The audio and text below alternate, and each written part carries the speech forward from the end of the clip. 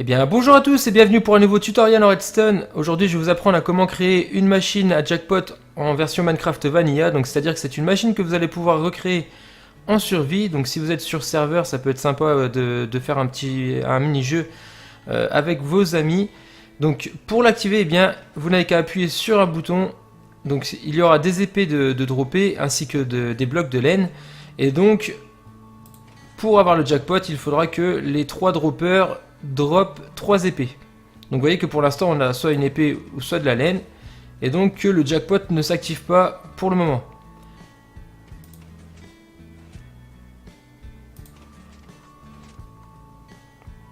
Donc à partir du moment où vous aurez les 3 épées, eh bien tout fonctionnera. Le jackpot sera lancé. Donc vous voyez que là on a les 3 épées. Et donc le jackpot va être distribué. Et normalement il y a 64 diamants, donc vous pouvez y placer ce que vous voulez, hein. Si la richesse de votre serveur c'est le diamant, eh bien ça sera des diamants. Et donc vous voyez qu'à partir du moment où les diamants sont droppés, eh bien les lumières s'éteignent. C'est aussi quelque chose qui permet de savoir si le jackpot a été remporté ou pas. Donc le système Redstone le voici. Et donc nous allons passer tout de suite à la construction de ce système. Allez, passons maintenant à la partie construction de cette machine à jackpot. Et pour ce faire, vous allez déjà créer une plateforme de 7 blocs sur 7. 3, 4, 5, 6, 7. Alors cette plateforme, elle permettra d'accueillir les joueurs.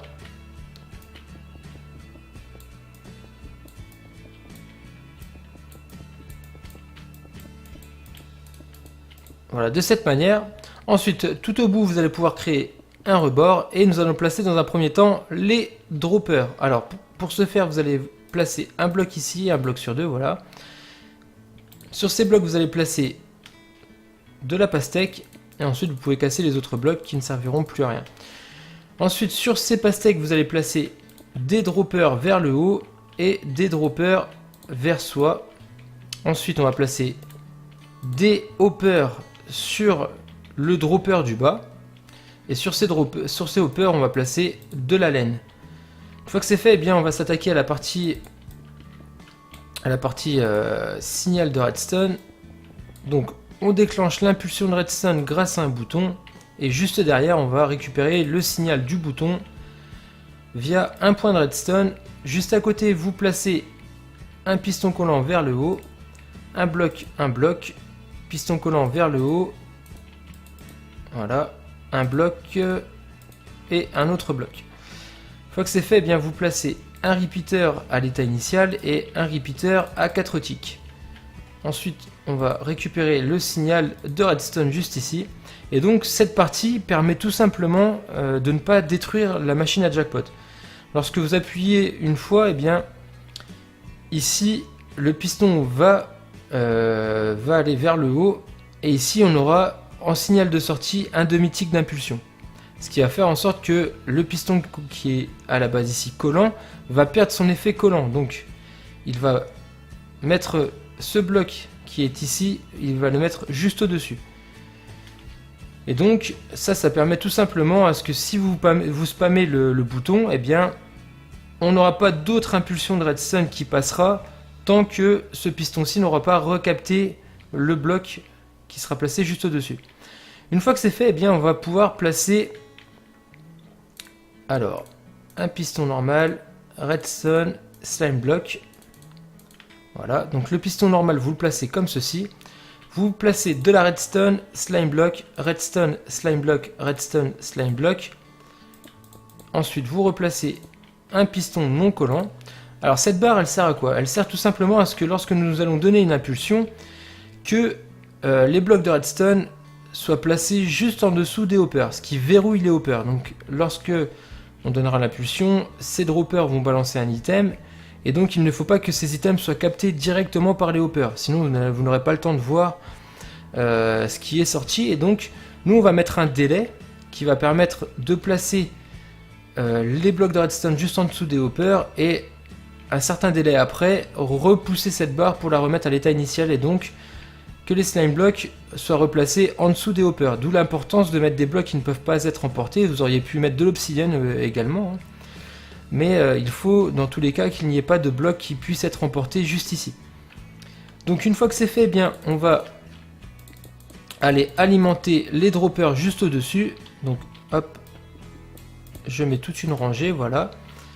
Donc on prolonge le signal de redstone. Alors ici, vous placez de la redstone. Ensuite, si vous voulez un petit effet que ce dropper-ci balance l'item, ensuite celui-ci, eh bien je vous conseille de mettre un repeater ici à 4 ticks. Ensuite, redstone, repeater à 4 ticks, redstone, redstone, voilà. Donc là, grâce à ça, eh bien, en alimentant ce bloc ici, eh bien, on alimente également le dropper qui est placé juste en dessous.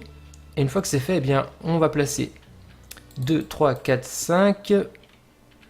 On descend. Voilà, et si vous avez bien fait les choses, eh bien, ça doit rejoindre ce bloc qui est ici. Donc alors cette partie, elle sert tout simplement à donner, eh bien, à donner le temps que doivent conserver les hoppers, les items sur les hoppers en fait.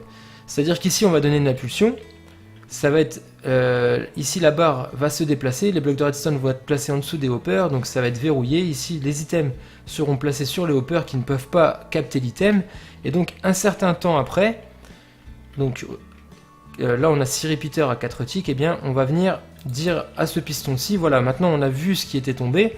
Maintenant, tu peux redéplacer la ligne et les hoppers peuvent capter les items. Donc vous aurez bien compris qu'une fois que les hoppers auront capté les items, étant donné qu'ils sont placés vers les droppers du bas, il va falloir redonner une impulsion à ces droppers du bas pour redonner aux droppers du haut. Donc pour ce faire, eh bien c'est très simple, on va placer une ligne comme ceci et on va émettre un délai de 4 ticks sur chaque repeater. Donc en alimentant eh bien, ce bloc juste en dessous, on alimente également le dropper. Et ensuite, en fin de parcours, eh bien, vous placez 2 blocs comme ceci. Et on va venir redonner l'ordre à ce piston collant de venir rechercher son bloc pour pouvoir rejouer en appuyant sur le bouton. Donc voilà. Donc voilà qui est fait. Alors ensuite, on va pouvoir refermer tout ça. Donc on va mettre un bloc ici. Alors j'ai pas envie de faire ça, voilà. Ensuite, hop. Voilà. Comme ceci. Ici on peut refermer. Ensuite on va placer du verre.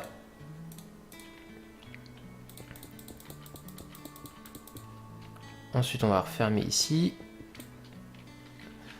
Et vous pouvez placer de la lumière si vous voulez, de manière à mieux voir ce qui se passe.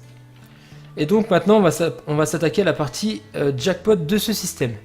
Alors pour la partie jackpot de ce système, c'est très simple, vous allez vous replacer au niveau des pastèques et donc placer 5 blocs. 1, 2, 3, 4, 5. Et sur le 5e, vous replacez un autre bloc.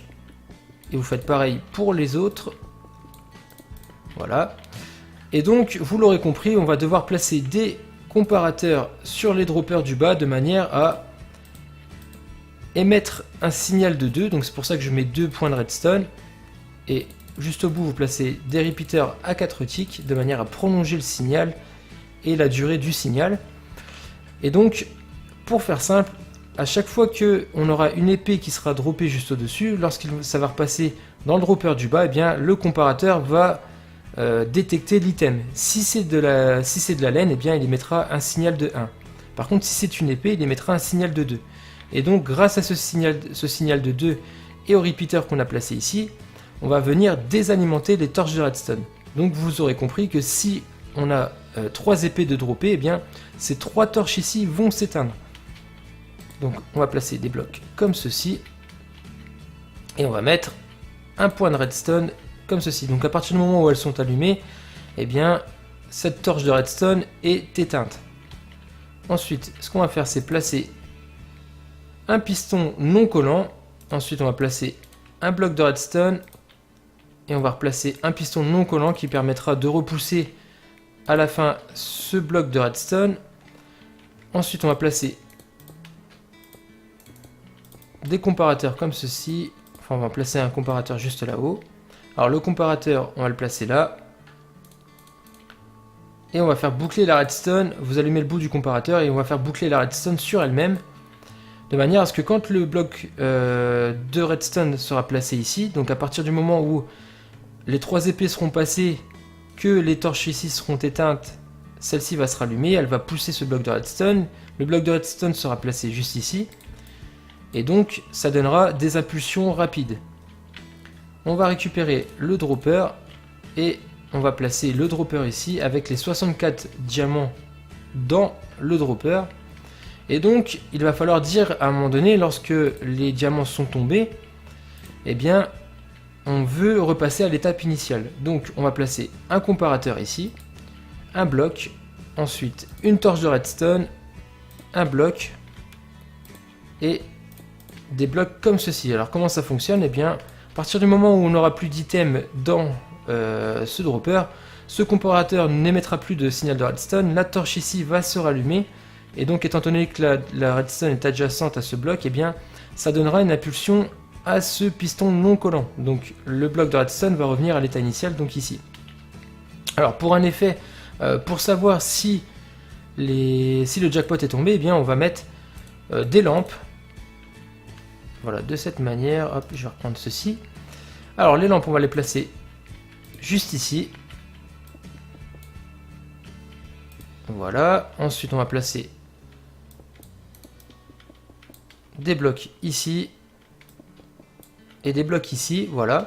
Et on va venir alimenter ces lampes en reprenant le signal ici. Donc vous voyez que lorsqu'on a du diamant, les lampes sont alimentées. Par contre, à partir du moment où il n'y aura plus de diamant, donc le comparateur n'émettra plus de signal, la torche ici va se rallumer et celle-ci va s'éteindre. Donc les lampes ici nous permettent de dire, ben voilà, ici les lampes sont éteintes, le jackpot est tombé, donc il faut replacer des diamants. Donc ici, on va placer des petits murets, et puis on va faire un premier test. Hein. Hop, je vais placer...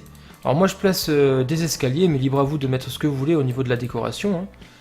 Et je place ici, alors ici n'en mettez pas, puisque sinon les diamants ne pourront pas être droppés. Et maintenant on va passer à la partie statistique de ce système.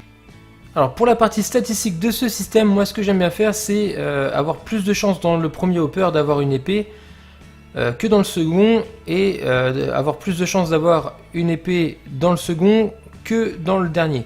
Donc ce que je fais, c'est je place 5 épées dans le premier dropper, donc on a 5 chances sur 9 d'avoir une épée. Ensuite je place un bloc de laine, voilà, de cette manière.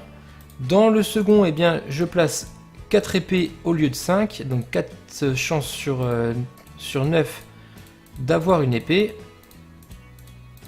Voilà, et dans le dernier, eh bien, je place que 3 épées, donc 3 chances sur 9 d'avoir une épée. Donc après, ça dépend. Si vous voulez que le jackpot soit remporté régulièrement, eh bien, vous pouvez placer plus d'épées que de blocs de laine. Hein. Donc, alors juste, je vous donne un petit fixe parce que il se peut que sur serveur ça ne fonctionne pas correctement. Alors moi, je vous donne un fixe qui fonctionne à tous les coups. Il va falloir update ces droppers. Donc ce que je fais, moi, c'est que je place un piston non collant face vers le bas juste ici, et ça permet tout simplement d'update le dropper et qu'il n'y ait aucun souci au niveau des drops lorsqu'on appuie sur le bouton. Donc voilà. Et maintenant, eh bien, le système est terminé. Vous pouvez commencer à jouer et croiser les doigts pour avoir 3 épées.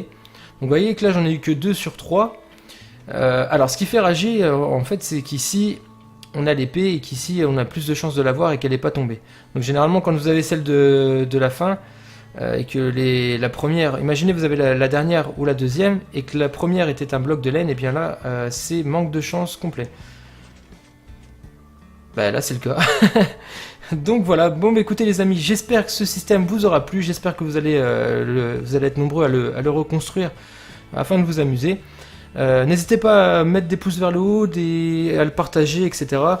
Et puis moi je vous dis à la prochaine pour un nouveau tuto en redstone. Allez, ciao ciao tout le monde.